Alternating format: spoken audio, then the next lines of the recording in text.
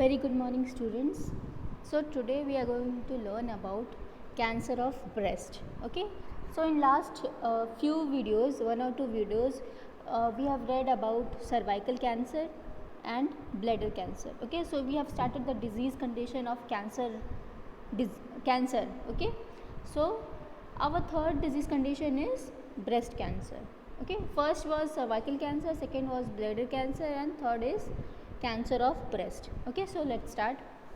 So cancer of breast is a pathologically entity that starts with a genetic alteration in single cell and may take several years to become palpable. ठीक है, तो यहाँ पे क्या बोल रहा है कि जो ब्रेस्ट कैंसर होता है, ओके, ब्रेस्ट कैंसर क्या है, एक पैथोलॉजिकल एंटाइटी है. पैथोलॉजिकल एंटाइटी मतलब कि when you are going to, अगर आप उसको जा करके असेस करवाओगे कि ब्रेस्ट कैंसर है, उसका असेसमेंट कैसे होगा, मेमोग्राफी के थ्रू. ओके, मेमोग्राफी के थ्रू असेस करवाओगे तो क्या होगा, हमें पता चलेगा कि वो क्या है, एक ब्रेस्ट कैंसर डिजीज़ है. ओके, जो कि कैसे होता है, it start with genetic alteration in single cell, यानी कि हमारे बॉडी का, हमारे जो ब्रेस्ट का है वहाँ का एक सिंगल सेल ऑल्टरेशन होगा. ठीक है, उसमें अगर कुछ चेंजेस आ जाएगा, जैसे कि नॉर्मल सेल है वो उसकी जगह एक कैंसरस सेल ले लेगा. ठीक है, तो यानी कि क्या है, वो एक जेनेटिक ऑल्टरेशन है. जेनेटिक ऑल्टरेशन कैसे है, मे बी उसकी फैमिली में,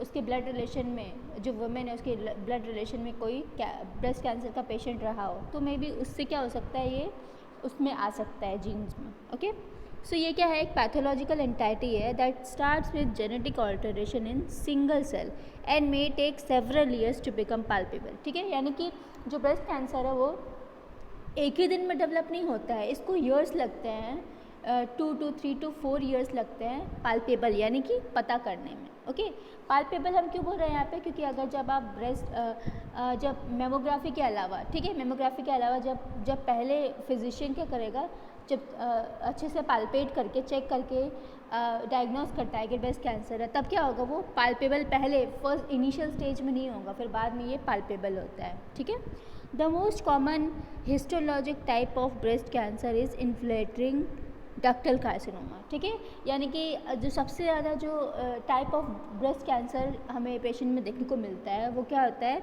breast cancer in infiltrating ductal carcinoma. ठीक है, ये डक्टल इनफिल्ट्रेटिंग डक्टल कार्सिनोमा क्या है, टाइप है ब्रेस्ट कैंसर का. ओके, जो कि 80% केसेस होता है पूरे वर्ल्ड में. ओके, यानी कि 80% जो केसेस होते हैं ब्रेस्ट कैंसर का वो इनफिल्ट्रेटिंग डक्टल कार्सिनोमा के होते हैं. तो इसीलिए क्या है, ये एक बहुत ही ज़्यादा ऐसा डिजीज़ है जो कि हमें हर 4 में से 1 महिला में ये देखने को मिलता है. Okay, now next is usually it spreads to bone, lung, liver, adrenal, pleural, skin और ब्रेन. ओके, तो ये जो ब्रेस्ट कैंसर है वो यूजुअली क्या स्प्रेड, अगर जब उसका मेटास्टाइज ये स्टेज में आता है, ठीक है, तो ये स्प्रेड कहाँ कहाँ हो जाता है, बोन में, लंग में, एड्रिनल ग्लैंड में, प्लूरल कैविटी में, स्किन में और ब्रेन में. ठीक है, तो ये सारा आसपास के जितने भी ऑर्गन होते हैं, जितने भी टिश्यू होते हैं, वो सबको क्या कर देता है, मेटासाइज कर देता है. Okay, now several less common invasive cancers such as medullary carcinoma, mucinous carcinoma and tubular ductal carcinoma. Okay, so इसके अलावा क्या है, ये सब कुछ और कार्सिनोमास का नाम है, ब्रेस्ट कैंसर है ना उसका नाम है. ठीक है, हमने फर्स्ट क्या देखा था कि जो सबसे कॉमन कोई अगर ब्रेस्ट कैंसर का टाइप है तो वो क्या है, इनफिल्ट्रेटिंग डक्टल कार्सिनोमा. ठीक है, जो कि 80% केसेस यानी कि 80% वुमेंस में देखने को मिलता है. तो इसके अलावा कौन सा टाइप है, तो ये है इन्वेजिव कार्सिनोमा. कौन से है, medullary carcinoma, mucinous carcinoma and tubular carcinoma. ठीक है, जबकि मेडुलरी कार्सिनोमा कितना 5% केसेस होता है, म्यूकोनियस कितना होता है, 3% केसेस में ही होता है, एंड ट्यूबुलर डक्टल कार्सिनोमा कितना सिर्फ 2% केसेस में होता है. ठीक है, तो ये सारा क्या है, टाइप्स है कार्सिनोमा का, सॉरी ब्रेस्ट कैंसर का. ओके, ना next is there is no specific cause of breast cancer. अच्छा, यहाँ पे हमारा क्या हुआ, यहाँ पे हमारा इंट्रोडक्शन है ब्रेस्ट कैंसर का और जो डेफिनेशन था वो ख़त्म होता है. ठीक है, from this page to this page. Okay, ये क्या था हमारा, ये 2 इंट्रोडक्शन एंड डेफिनेशन था ब्रेस्ट कैंसर का। ओके, ना ये क्या है, ये है रिस्क फैक्टर। ओके, ये क्या है, risk factor.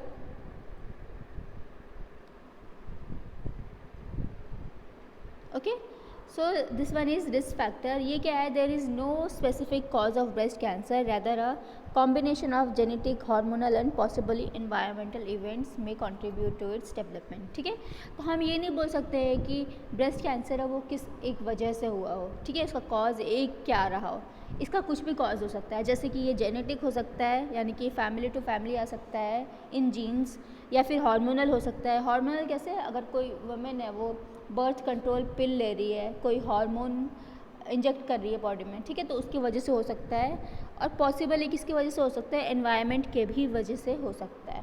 Okay, if lymph node are unaffected the prognosis is better. Okay, तो अगर ब्रेस्ट कैंसर हुआ हो और वो लिम्फ नोड में ना पहुंचा हो, ठीक है, उसमें लिम्फ नोड ना इन्वॉल्व हुआ हो, तो क्या होगा, वो इतना ज़्यादा अफेक्टेड नहीं होगा, वो इतना ज़्यादा खतरनाक नहीं होगा, लाइफ थ्रेटनिंग नहीं होगा। ओके, तो द नेक्स्ट क्या है, the key to improved cure rates is early diagnosis before metastasis. ठीक है, यानी कि ब्रेस्ट कैंसर है उसको क्योर करने का सिर्फ एक उपाय ये है कि उसको अर्ली डायग्नोस किया जाए। ओके, समय से पहले ही डायग्नोस कर लिया जाए, तो ये क्या होगा, अगर समय से पहले डायग्नोस हो जाएगा तो ये मेटास्टासाइज नहीं होगा। ठीक है, मेटास्टेसाइज नहीं होगा, यानी कि स्प्रेड नहीं होगा बॉडी में। Okay, now next is risk factor. Okay, अभी यानी कि रिस्क फैक्टर यानी कि इसको, ये जो ब्रेस्ट कैंसर डिजीज़ है ये किस किस लोगों को सबसे ज़्यादा हो सकता है। Okay, so first risk factor क्या है, जेंडर। जेंडर क्यों, क्योंकि जो ब्रेस्ट कैंसर है वो फीमेल में देखने को मिलता है, और वो भी कब, जबकि एज वुमेन की इंक्रीज़ हो रही हो।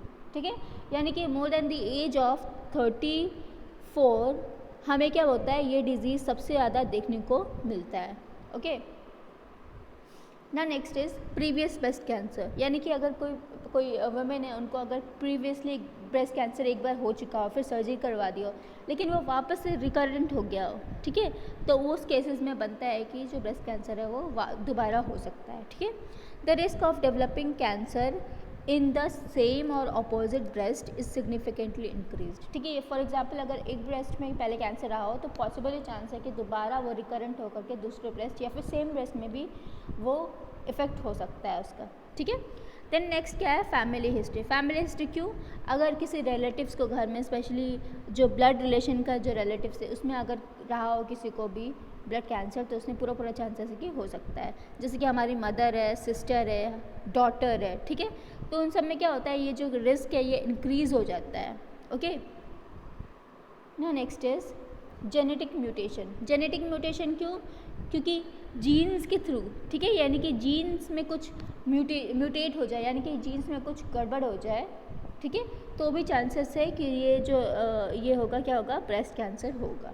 ओके, नाउ क्या है, हार्मोनल फैक्टर। हार्मोनल फैक्टर क्यों है, क्योंकि अर्ली मिनार्क। अच्छा, यहाँ पे अर्ली मिनार्क यूज़ किया है, इसका मतलब क्या है, मतलब कि मेंस्ट्रुएशन समय से पहले स्टार्ट हो जाए। ठीक है, इसको हम क्या बोलते हैं, अर्ली मिनार्क। ओके, तो यानी कि 12 साल हमारा जो मेंस्ट्रुएशन का जो एज है वो क्या है, 12 ईयर्स है ना, 12 ईयर्स के बाद होता है, बट अगर पहले हो तो उसको क्या बोलते हैं, अर्ली मिनार्क बोलते हैं। ओके, सो अगर ऐसा कुछ होता है हार्मोन्स की वजह से, तो उसमें भी चांसेस है कि ब्रेस्ट कैंसर हो सकता है। ठीक है, फिर नली पैरिटी। नली पैरिटी मतलब कि वो वुमेन जिसने कभी भी चिल्ड्रन को कंसीव ना किया हो, ठीक है, यानी कि कभी वो प्रेग्नेंट ना हुई हो, उसको बोलते हैं हम नली पैरिटी। ठीक है, तो नली पैरिटी में भी केसेस हो सकता है कि वो उसको ब्रेस्ट कैंसर हो। Okay, then first birth after 30 years, यानी कि अगर वुमेन है वो 30 ईयर्स के बाद जो प्रेगनेंसी है उसको कंसीव करते हैं, तो वो उसमें भी एक चांसेस हो सकता है कि वो ब्रेस्ट कैंसर हो। ओके, फिर लेट मेनोपॉज। लेट मेनोपॉज मतलब कि जो मेनोपॉज है अगर वो आफ्टर द एज ऑफ 45-50 हो तो भी चांसेस है कि ब्रेस्ट कैंसर हो। ओके, यानी कि after the age of 55। Then hormone therapy, अगर कोई वुमेन हार्मोन थेरेपी ले रही है, ओके, तो उसमें भी चांसेस होती है कि ब्रेस्ट कैंसर हो सकता है। ओके, तो ये सब क्या था, रिस्क फैक्टर था। इसके अलावा और क्या क्या रिस्क फैक्टर हो सकता है, तो अदर फैक्टर्स में include exposure to ionising radiation, यानी कि वो वुमेन जो कि रेडिएशन के कांटेक्ट में कभी ना कभी आई हो, ओके, यानी कि ज़्यादा से ज़्यादा या फिर रहती हो। फॉर एग्जांपल वो हेल्थ वर्कर जो कि रेडिएशन डिपार्टमेंट में काम करते हैं, ठीक है, तो वो भी बहुत ज़्यादा चांसेस होता है उनको ब्रेस्ट कैंसर का। देन अडोलसेंस एज हो सकती है, अर्ली अडल्टहुड हो सकती है। अर्ली अडल्टहुड मतलब अडल्ट होने से पहले का समय, जैसे कि 22 है, 21-22 है, ठीक है। देन क्या है, अगर बहुत ज़्यादा ओबेसिटी है, मोटापा है, तो उसकी वजह से हो सकता है। अल्कोहल इंटेक की वजह से हो सकता है, बियर, वाइन या फिर लिकर लेने की वजह से, ठीक है। देन हाई फैट डाइट लेते हैं तो उसकी वजह से भी क्या होता है, ब्रेस्ट कैंसर्स हो सकते हैं। तो ये सारा क्या था, इसका रिस्क फैक्टर था ब्रेस्ट कैंसर का। ओके, ना next is clinical manifestation. Clinical manifestation मतलब कि sign and symptom of breast cancer. तो जनरली क्या क्या साइन एंड सिम्टम होता है, हमें अगर हम ब्रेस्ट पे पाल्पेट करके देखेंगे, ठीक है, पेशेंट का जिसको भी ब्रेस्ट कैंसर, तो उसमें क्या होगा, हमें लीजन्स देखने को मिलेगा। लीजन्स मतलब कि जो कुछ घाव जैसा होगा, ठीक है, तो उसको हम बोलते हैं लीजन्स। ओके, लीजन्स देखने को मिलेगा। फिर नॉन टेंडर होगा वो। नॉन टेंडर मतलब कि अगर हम उसको फील करेंगे तो वो क्या होगा, वो फिक्स्ड दिखेगा, ठीक है, वो थोड़ा सा भी वो हिलेगा नहीं। ओके, तो इसलिए उसको बोलते हैं हम नॉन टेंडर, ठीक है। तो जो लीजन है वो नॉन टेंडर होगा, एकदम फिक्स्ड होगा और हार्ड होगा, ठीक है।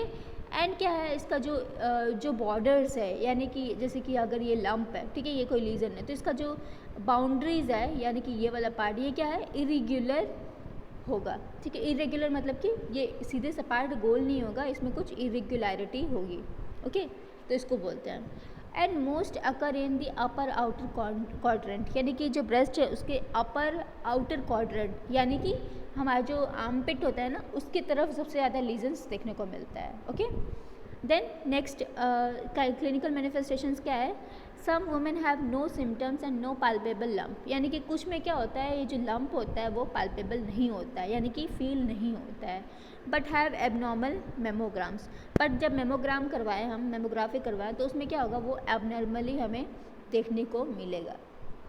Okay, next is advance sign में include skin dimpling, nipple retract and skin ulceration, ठीक है। तो ये क्या बोल रहे हैं यहाँ पे, कुछ और साइन एंड सिम्टम क्या हो सकता है कि जो ब्रेस्ट है, ब्रेस्ट का जो एरिया है ना, वो इसका जो वहाँ का जो स्किन होगा वो क्या होगी, डिम्पलिंग होगी। डिम्पलिंग मतलब कि वहाँ की जो स्किन होगी वो कड़क नहीं होगी, क्या होगी, वो एकदम लूज़ होगी, ठीक है। तो स्किन डिम्पलिंग होगा, या फिर स्किन के जो कहीं कहीं पार्ट में क्या होगा, वो जो एरिया है वो अंदर की तरफ चला गया होगा, ठीक है, मतलब थोड़ा सा, तो उसको बोलते हैं स्किन डिम्पलिंग। फिर निपल रिट्रैक्शन, यानी कि जो निपल है वो क्या होगा, रिट्रैक्ट हो जाएगा। ओके, उसका शेप से वो इरेग्युलर होगा। And skin ulceration, skin ulceration मतलब कि बहुत सारा क्या होगा, अल्सर जैसा पूरे स्किन में, स्पेशली जो ब्रेस्ट एरिया है वहाँ पे होगा, ठीक है। तो ये सब क्या था, इसका क्लिनिकल मैनिफेस्टेशन था। क्या क्या क्या क्या क्या इसका जो साइन एंड सिम्टम है वो क्या था कि लीजन होगा, फिर लीजन जो है वो नॉन टेंडर होगा, फिक्स्ड होगा और हार्ड होगा, है ना। और उसका जो बॉर्डर है वो क्या होगा, इरेग्युलर। ओके, एंड स्पेशली कहाँ होता है, अपर आउटर क्वाड्रेंट में। ओके, देन कुछ वुमेन में अगर कोई सिम्टम नहीं दिख रहा है तो क्या होगा, वो जो लंप है वो नो पाल्पेशन, यानी कि उसमें पाल्पेबल नहीं होगा वो, और वो उसका जो मेमोग्राफ करवाएं तो ही वो डिटेक्ट होगा। ओके, एंड लास्ट क्या है कि इसके स्किन डिम्पलिंग हो सकती है, निपल रिट्रैक्शन होता है और स्किन अल्सरेशन हो सकता है। Okay, now next is assessment and diagnostic method, यानी कि हम ब्रेस्ट कैंसर का जो डायग्नोस्टिक मेथड है, कैसे पता चलता है कि ब्रेस्ट कैंसर है, तो वो by assessment. Okay, first of all अगर कोई प्राइमरीली कोई पेशेंट आता है, उसको हम क्या करेंगे, पहले हेल्थ चेकअप करते हैं, ठीक है, यानी कि जो पूरा जो हेड टू टू एग्जामिनेशन होता है वो करेंगे, ठीक है। फिर उसमें क्या होगा, उसके बाद में हम डायग्नोस्टिक मेथड के लिए क्या करते हैं, बायोप्सी करते हैं। बायोप्सी का मतलब क्या होता है, एक पीस ऑफ टिश्यू लेते हैं जो वहाँ से जहाँ पे कि ट्यूमर या फिर जो लंप है वो होता है, ठीक है। तो सर्जिकल मेथड के थ्रू क्या करेंगे, हम वहाँ का एक बायोप्सी यानी कि सैंपल लेंगे, टिश्यू लेंगे, फिर इसको हिस्टोलॉजिकल एग्जामिनेशन के लिए लैब में भेजेंगे, ठीक है। तो उससे पता चलेगा कि ब्रेस्ट कैंसर है या फिर कोई मैलिग्नेंट कैंसर है या नहीं, ठीक है। तो ये फर्स्ट क्या है, बायोप्सी है। सेकंड क्या है, ट्यूमर स्टेजिंग से हम पता कर सकते हैं। फॉर एग्जांपल अगर पेशेंट की जो जो ट्यूमर है वो साइज़ में बड़ा है, ठीक है, तो हमें पता चलेगा कि पेशेंट को कैंसर है वो कौन सा स्टेज पे है। ओके, तो ट्यूमर स्टेजिंग से पता चल सकता है कि पेशेंट को किस स्टेज का कैंसर है। ओके, थर्ड क्या है, चेस्ट एक्सरे से भी हम पता कर सकते हैं। अगर एक्सरे करवाते हैं पेशेंट का तो क्या होता है, एक्सरे में हमें देख सकते हैं कि लंप है या लीजन है ब्रेस्ट में। ओके, देन सिटी स्कैन से भी पता कर सकते हैं, एमआरआई से भी कर सकते हैं, एंड पीटी स्कैन से भी कर सकते हैं, ठीक है। फिर बोन स्कैन और ब्लड काउंट से भी कर सकते हैं, ठीक है। ब्लड काउंट में स्पेशली सीबीसी यानी कि कंप्लीट ब्लड सेल काउंट करवा करके भी हम पता कर सकते हैं कि पेशेंट को ब्रेस्ट कैंसर है, ठीक है। तो ये सब क्या है, उसका असेसमेंट है, यानी कि असेसमेंट ऑफ डायग्नोस्टिक मेथड। तो आपको ये सब कुछ लिखने की ज़रूरत नहीं है पूरा। Okay, just write biopsy, then tumour staging, okay, then chest X ray, CT scan, MRI, PT scan, bone scan and blood work. Okay, blood work में complete blood cell count. Okay, तो आपको इतना लिखना होगा। Okay, next is medical management. तो अभी हम breast cancer के लिए क्या मेडिकल मैनेजमेंट कर सकते हैं, तो जो ब्रेस्ट कैंसर है उसके लिए बहुत सारे मैनेजमेंट, ठीक है, वेरियस मैनेजमेंट्स है, ऑप्शंस आर अवेलेबल।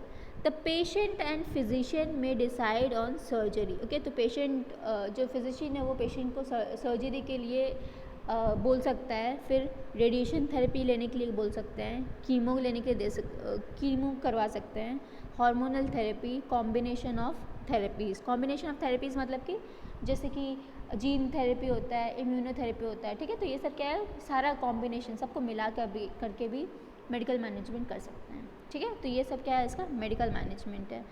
तो इसके अलावा सर्जिकली मेथड और क्या क्या हो सकता है, सर्जिकल इंटरवेंशन करवाया तो मॉडिफाइड रेडिकल मास्टेक्टॉमी। हमने सर्जिकल मेथड में ये पढ़ रखा है कि मास्टेक्टॉमी क्या होता है। ओके, सो मॉडिफाइड रेडिकल मास्टेक्टॉमी का क्या मतलब होता है, यानी कि it involves removal of entire breast tissue. Okay, यानी कि ये जो सर्जरी है मॉडिफाइड रेडिकल मास्टेक्टॉमी, इसका मतलब क्या होता है, इसका मतलब होता है कि जो ब्रेस्ट कैंसर है उसका जो ब्रेस्ट टिश्यूज़ है उसको कम्प्लीटली रिमूवल कर दें, ठीक है। तो उसको क्या बोलते हैं, modified radical mastectomy. It includes nipple, areola complex and portion of axillary lymph node. तो उसमें क्या क्या रिमूव करते हैं, पूरा निपल, एरियोला, आसपास का जो जहाँ जहाँ पूरा कॉम्प्लेक्स एरिया है जो ब्रेस्ट का, प्लस एक्सिलरी लिम्फ नोड यानी कि आर्मपिट के पास का जो लिम्फ नोड है वो भी। ओके, यानी कि पूरा ब्रेस्ट रिमूवल होता है इन मॉडिफाइड रेडिकल मास्टेक्टॉमी। ओके, पूरा ब्रेस्ट नहीं बोलेंगे बट इसका क्या बोलेंगे, स्पेशली जहाँ जहाँ कैंसर है वहाँ वहाँ। ओके, लेकिन इसमें स्पेशली पूरा निपल, एरियोला, कॉम्प्लेक्स एरिया मतलब जहाँ जहाँ भी जो ट्यूमर है ना वो पाया गया है, और एक्सिलरी लिम्फ नोड। ओके, तो ये मॉडिफाइड रेडिकल मास्टेक्टॉमी में होता है। टोटल मास्टेक्टॉमी में क्या होता है, it involves removal of breast, nipple and areola complex, ठीक है। टोटल मास्टेक्टॉमी में क्या होगा, इसका रिमूवल क्या होगा, पूरे removal of breast and nipples. Okay, तो ये होगा and complex but does not includes axillary lymph node. Okay, तो इसमें क्या होगा, टोटल मास्टेक्टॉमी में जो एक्सिलरी लिम्फ नोड है उसका डिसेक्शन नहीं होगा, ठीक है, यानी कि इसका रिमूवल नहीं होगा, बाकी सब कुछ रिमूव हो जाएगा। ओके, तो ये दो मेथड है। थर्ड मेथड क्या है, breast conserving surgery. Breast conserving surgery का क्या मतलब होता है, यानी कि पूरे ब्रेस्ट को रिमूव ना करते हुए जहाँ जहाँ लंप है सिर्फ उसको निकाला जाए, ठीक है। तो इसको बोलते हैं ब्रेस्ट कंजर्व। मतलब क्या होता है, कंजर्व मतलब होता है सेव करना, बचाना, ठीक है। तो पूरे ब्रेस्ट को रिमूव करने से बचाने के लिए क्या करते हैं, जहाँ लंप पाया गया है सिर्फ लंप को रिमूव करते हैं, इसलिए क्या लिखा है यहाँ पे, लंपेक्टॉमी। तो जहाँ पे भी वर्ड एक्टॉमी आएगा दैट मीन्स क्या होगा, रिमूवल होगा। ओके, रिमूवल वहाँ पे आ जाएगा वर्ड, तो लंपेक्टॉमी होगा। देन वाइड एक्सेशन मतलब कि वो एरिया जहाँ पे कि हमें ट्यूमर मिला है सिर्फ उसको रिमूव करना। ओके, देन नेक्स्ट क्या है, पार्शियल और सजाइटल मास्टेक्टॉमी। पार्शियल एंड सजाइटल मास्टेक्टॉमी क्या होता है, यानी कि पार्शियली यानी कि सिर्फ जहाँ पे ट्यूमर मिला है सिर्फ उसी एरिया को रिमूव करना है। Okay, then क्वाड्रेंटेक्टॉमी। क्वाड्रेंट का क्या मतलब होता है, क्वाड्रेंट मतलब होता है 4। ओके, जैसे कि अगर ब्रेस्ट है, अगर उसको हम 4 भाग में बांटें तो जहाँ पे भी सिर्फ ट्यूमर है ओके सिर्फ उसी एरिया को रिमूव करना है, तो इसको क्या बोलेंगे हम, क्वाड्रेंटेक्टॉमी, यानी कि किसी एक क्वाड्रेंट को, ये क्या होता है, ये सारा चारों है, ये क्या होता है, क्वाड्रेंट बोलते हैं इसको, इसलिए इसको 4 क्वाड्रेंट बोलते हैं। तो किसी एक को रिमूव कर लिया तो इसको क्या बोलेंगे हम, quadrantectomy. Okay and followed by lymph node removal for invasive breast cancer. Okay तो इन्वेजिव का क्या मतलब होता है, इन्वेजिव मतलब होता है कि सेल टू सेल अगर बहुत ज़्यादा स्प्रेड हो गया तो वहाँ पे हम वर्ड यूज़ करते हैं इन्वेजिव, यानी कि सेल के इंटरनली अगर कुछ हो ना तो वहाँ पे हम बोलेंगे इन्वेजिव। ओके तो इसके साथ साथ इसमें क्या हो सकता है, अगर जो कैंसरस सेल है, ब्रेस्ट कैंसरस सेल है, अगर वो लिम्फ नोड के पास है तो सिर्फ उसको भी रिमूव कर सकते हैं। ओके तो ये क्या होता है ब्रेस्ट कंजर्विंग सर्जरी में। ओके देन लास्ट क्या है, sentinel lymph node biopsy. Sentinel lymph node biopsy क्या है, एक बायोप्सी लेने का तरीका है, ठीक है, यानी कि क्या है, ये एक बायोप्सी लेने का तरीका है जिसमें कि लिम्फ नोड के सैंपल, जहाँ पे भी लंप पाया गया, अगर वहाँ पे आसपास में लिम्फ है तो उसको लिम्फ नोड का सैंपल लेते हैं by a surgical procedure. Okay next is external beam radiation therapy. Okay radiation therapy के बारे में हमें पता है, एक्सटर्नल बीम रेडिएशन थेरेपी का क्या मतलब होता है, टेलीथेरेपी भी जिसको बोलते हैं। ओके तो उसके थ्रू भी हम क्या कर सकते हैं, पेशेंट को ट्रीट कर सकते हैं। ओके देन नेक्स्ट क्या है, कीमोथेरेपी। कीमोथेरेपी को भी हम क्या कर सकते हैं कि उसको स्प्रेड होने से रोकने के लिए कीमोथेरेपी भी दे सकते हैं। ओके देन हार्मोनल थेरेपी, हमें पता है हार्मोनल थेरेपी क्या करते हैं, कुछ मिक्सचर ऑफ ड्रग्स जैसे कि टैमोक्सिफिन है, कुछ और एजेंट्स है, ओके एनेस्ट्रोजोल है, तो ये सब क्या क्या है, एक पूरा दवाई का मिक्सचर लेकर के भी हम कर सकते हैं। Then target therapy. Target therapy मतलब कि जिस एरिया में ट्यूमर है सिर्फ उसी एरिया को ट्रीट करने के लिए हम टारगेट थेरेपी बोलते हैं, उसके लिए कुछ ड्रग्स देते हैं जैसे कि ये है ट्रास्टुजुमाब एंड बेवासीजमब, ठीक है, तो इसको क्या बोलते हैं, target therapy. Then breast reconstruction. Breast reconstruction का क्या मतलब होता है, वो पेशेंट जिसकी ब्रेस्ट सर्जरी हो गई है, ठीक है, जिसको ब्रेस्ट कैंसर होगा और उसकी सर्जरी हो गई है, तो उसको वापस से एक शेप देने के लिए, ठीक है, क्योंकि अगर पेशेंट चाहता है कि उसको रिकन्स्ट्रक्शन करवाना है तो वापस से एक शेप देने के लिए क्या होता है, एक सर्जरी होता है। ओके तो इसको क्या बोलते हैं, ब्रेस्ट रिकन्स्ट्रक्शन सर्जरी। रिकन्स्ट्रक्शन मतलब कि उसको वापस से कंस्ट्रक्ट करना, उसको रिकन्स्ट्रक्शन सर्जरी बोलते हैं। ठीक है तो ये सब क्या था, सर्जरी का टाइप्स था in breast cancer. Okay hope आप लोगों को समझ में आया हो। तो इसमें आपको सब लिखने की ज़रूरत नहीं है, सिर्फ लिख सकते हो कि मॉडिफाइड रेडिकल मास्टेक्टॉमी, पर आपको पता ना होना चाहिए कि मॉडिफाइड रेडिकल मास्टेक्टॉमी क्या होता है। ओके मॉडिफाइड लिख सकते हो, टोटल मास्टेक्टॉमी लिख सकते हो, फिर यहाँ पे ब्रेस्ट कंजर्विंग सर्जरी लिख सकते हो, लंपेक्टॉमी लिख सकते हो, क्वाड्रेंटेक्टॉमी लिख सकते हो, sagittal mastectomy, sentinel lymph node biopsy लिख सकते हो। ओके आपको पूरा एक्सप्लेन करने की ज़रूरत नहीं है, just right the notes of first thing. ठीक है यानी कि एक्सटर्नल बीम रेडिएशन थेरेपी सिर्फ लिख दोगे, then chemotherapy, then hormonal therapy, target and breast reconstruction. Okay next is nursing intervention, यानी कि अगर जो पेशेंट जिसकी सर्जरी हो गई है तो उसको एज अ नर्स हम क्या केयर देंगे। ठीक है तो फर्स्ट क्या है, हम उसको जो पेशेंट हैं उनको क्या करेंगे, एजुकेशन प्रोवाइड करेंगे। ठीक है एजुकेशन प्रोवाइड करेंगे about surgical treatment, okay and preparation of surgery. तो फर्स्ट क्या करेंगे, हम पेशेंट को की ट्रीटमेंट रिव्यू करेंगे और पेशेंट से ज़्यादा इन्फॉर्मेशन लेने की हम ट्राई करेंगे। ओके और पेशेंट जो भी क्वेश्चंस पूछता है उसको हमें आंसर करना है। ओके तो ये फर्स्ट क्या है, हमें एजुकेशन प्रोवाइड करना है। नेक्स्ट क्या करना है, पेशेंट को फुली प्रिपेयर करना है सर्जरी के लिए, एंड क्या होगा, and expect before, during and after surgery, यानी कि हमें ट्राई करना है कि पेशेंट के साथ रहें, वो जब पेशेंट वो हॉस्पिटल में वो ऑपरेशन थिएटर में जाए और वापस आए तब तक। Okay the next is reduce the fear of patient. ठीक है ये क्या है, ये सेकेंड केयर है जो कि हम एज ए नर्स देंगे कि पेशेंट को क्या होगा, सर्जरी से पहले सर्जरी के बाद में बहुत ज़्यादा फियर होगा। ठीक है अबाउट उसका लुक के बारे में कि उसका ब्रेस्ट रिमूव होगा तो फिर वो कैसे दिखेगी, ठीक होगी कि नहीं, वापस कैंसर होगा कि नहीं, तो ये सब के बारे में क्या करना है, पेशेंट को इन्फॉर्म करना है, अच्छे से इन्फॉर्मेशन देनी है। नेक्स्ट क्या है, प्रोमोटिंग डिसीजन मेकिंग एबिलिटी, यानी पेशेंट को हम ये करना है, प्रोमोट करना है कि वो डिसीजन लेकर के उसने सही किया है, उसके हेल्थ के लिए वो कितनी ज़रूरी है। ठीक है यानी कि क्या करना है, पेशेंट को हेल्प करना है, एंड फैमिली रिस्क के बारे में उसको बताना है और उसके बेनिफिट्स के बारे में बताना है, उसकी सर्जरी के बेनिफिट्स। ओके देन पेशेंट को अगर आफ्टर पोस्ट ऑपरेटिवली अगर पेशेंट को क्या होगा, पेन हो रहा है या फिर कोई डिस्कम्फर्ट हो रही है, तो हमें क्या करना है, पेशेंट को कंफर्ट फील करवाना है। कैसे? By carefully assess the patient for pain, individual pain varies. Okay, यानी कि अगर पेन होता है तो हम पेशेंट से पूछते हैं उसके बारे में, देन पेशेंट को क्या करना है, एनाल्जेसिक देना है। Encourage patient to use analgesic. Analgesic मतलब कि क्या होता है, पेन किलर जिसको हम बोलते हैं। ओके, पेन किलर, उसका क्या होता है, ये एक्शन होता है analgesic. Okay, next is promote positive body image. Patient को क्या फील होगा कि अगर उसका ब्रेस्ट रिमूव हो गया तो maybe she is not going to look good. Okay, तो हमें पेशेंट को इसके बारे में ज़्यादा से ज़्यादा एडुकेट करना है, इसके बारे में ज़्यादा से ज़्यादा कंफर्टेबल फील करवाना है। ओके, और पेशेंट की क्या करनी है, प्राइवेसी मेंटेन करनी है। ओके, सो ये क्या था, ये पूरा ब्रेस्ट कैंसर था जो हमने अभी इस वीडियो में पढ़ा। ओके, इसके बाद मैं आपको करवाने वाली हूँ सेल्फ ब्रेस्ट एग्जामिनेशन। ओके, जो इसी का जो सेकंड पार्ट है। ओके, सेल्फ ब्रेस्ट एग्जामिनेशन, इसी के बाद मैं एक वीडियो अपलोड करूँगी तो उसमें होगा। Okay, thank you.